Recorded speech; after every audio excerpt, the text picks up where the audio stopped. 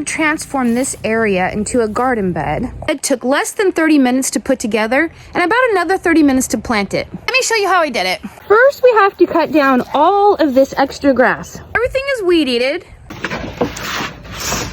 I'm just using the discounted lumber that I get at Home Depot. I recently made a video about getting discounted lumber. I'll leave a link to that video in the description below.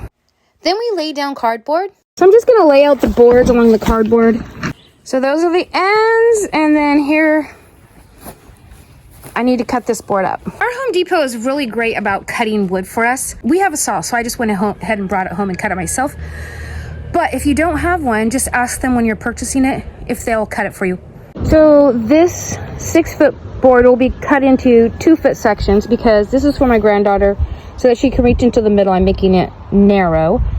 And then we've got the 2 8-foot pieces of wood. And altogether, this ended up costing $4.86 for the lumber, which is a crazy good deal. If you have tools, this will be a cheaper bed than how I'm making it. You can just nail all of these boards together with some little piece of scrap wood.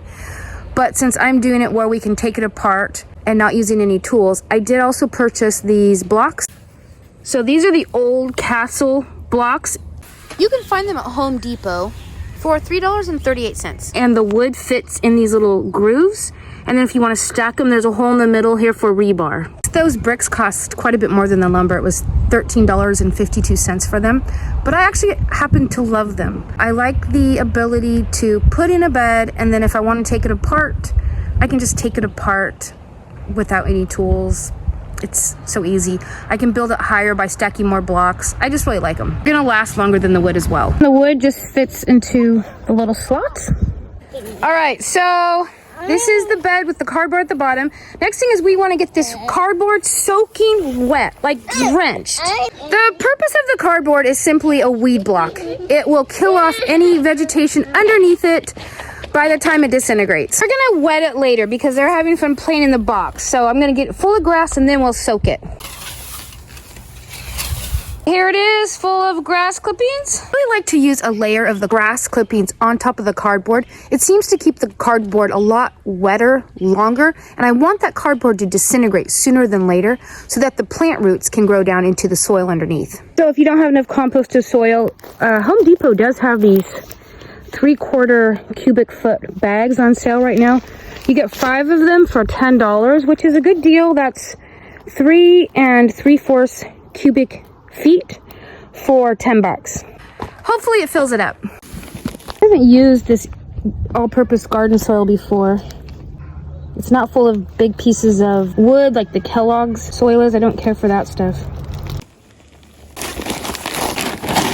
It's kind of heavy, huh, for you? I'll help you. No, I don't need help. All right. See, the 4-year-old could do it, huh? Here.